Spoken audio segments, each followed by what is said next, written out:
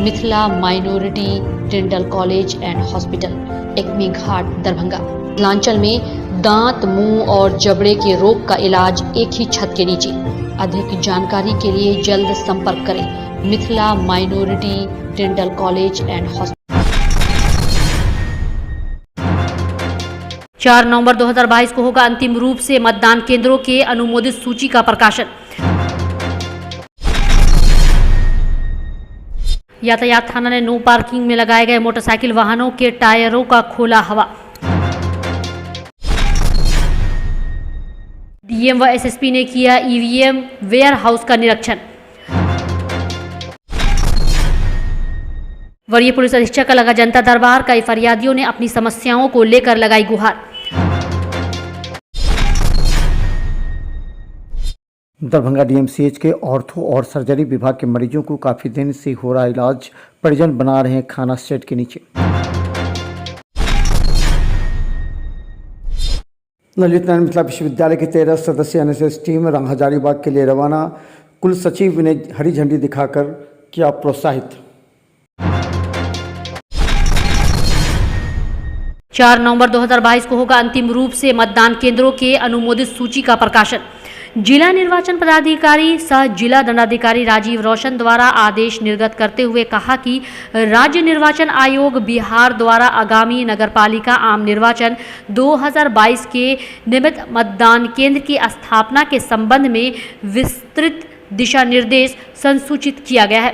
उन्हें कहा कि साथ ही आयोग द्वारा तृतीय चरण में दरभंगा जिला के नगर परिषद जाले तथा नगर पंचायत कमतौल, अहियारी, बिरौल एवं घनश्यामपुर में मतदान केंद्र की स्थापना एवं मतदाताओं का उसमें संबंधन कार्यक्रम निम्न प्रकार से निर्धारित किया गया। यातायात थाना ने नो पार्किंग में लगाए गए मोटरसाइकिल वाहनों के टायरों का खोला हवा। दरभंगा न्यायालय रोड से लेकर एसएसपी कार्यालय तक नो पार्किंग घोषित कर दिया गया है। इसके बावजूद लोग इसे मानने को तैयार नहीं, जिस कारण यातायात थाना ने कड़ा रुख अख्तियार करते हुए शुक्रवार को 1 दर्जन से भी अधिक मोटरसाइकिल वाहनों का हवा निकाल दिया। सर डेली देखिए हम लोग मना कर रहे हैं, फिर भी ये लोग नहीं मान रहे। बार बार कहा जा रहा है कि जाके पार्किंग में लगाइए, धरना स्थल के पास पार्किंग बना है, फिर भी ये लोग जबरदस्ती लगा करके चल जा रहे हैं। और अभी जो मेरा किरान है, अभी शहर की ओर है, बेताल पट्टी की तरफ किरान है, किरान मंगा रहे हैं, तब तक जो है सजा के रूप में हवा निकाल दे रहे हैं। डीएम व एसएसपी ने किया ईवीएम वेयर हाउस का निरीक्षण। भारत निर्वाचन आयोग एवं संयुक्त मुख्य निर्वाचन पदाधिकारी बिहार पटना के निर्देशानुसार ईवीएम वीवीपैट वेयर हाउस का त्रैमासिक निरीक्षण जिला निर्वाचन पदाधिकारी सह जिला दंडाधिकारी के द्वारा किया जाना है। इसी निर्देश के अंतर्गत अक्टूबर माह का त्रैमासिक निरीक्षण जिला निर्वाचन पदाधिकारी सह जिला दंडाधिकारी दरभंगा राजीव रोशन व वरीय पुलिस अधीक्षक अवकाश कुमार के द्वारा मान्यता प्राप्त राजनीतिक दलों की उपस्थिति में संयुक्त रूप से दरभंगा समाहरणालय परिसर अवस्थित ईवीएम वीवीपैट वेयर हाउस के तीनों तालों पर घूम कर गोदाम की स्थिति एवं रख रखाव ईवीएम का अवलोकन किया गया। विभिन्न राजनीतिक दलों के साथ हम लोगों के द्वारा किया गया है ईवीएम गोदाम का निरीक्षण में जो सारी चीज़ें सामने प्रकाश में आई हैं उसके आलोक में निर्देश दिए गए हैं। आज फायर ऑडिट भी होना है, तो फायर ऑडिट के दौरान भी जो सब बिंदु प्रकाश में आएगा उसका भी हम लोग निराकरण कराएंगे। वरीय पुलिस अधीक्षक का लगा जनता दरबार, कई फरियादियों ने अपनी समस्याओं को लेकर लगाई गुहार।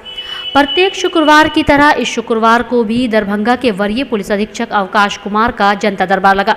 वरीय पुलिस अधीक्षक के कार्यालय पर शुक्रवार को बड़ी संख्या में पुलिस अधीक्षक के जनता दरबार में दरभंगा जिला के विभिन्न थाना क्षेत्रों से आए हुए फरियादियों ने जमीनी विवाद, मारपीट, हत्या जैसे कई तरह के बातों की शिकायत को लेकर पहुंचे थे। वहीं वरीय पुलिस अधीक्षक अवकाश कुमार ने आए हुए सभी फरियादियों को बारी बारी से बुलाकर उनकी शिकायतों को सुना और समाधान करने हेतु आश्वासन भी दिया।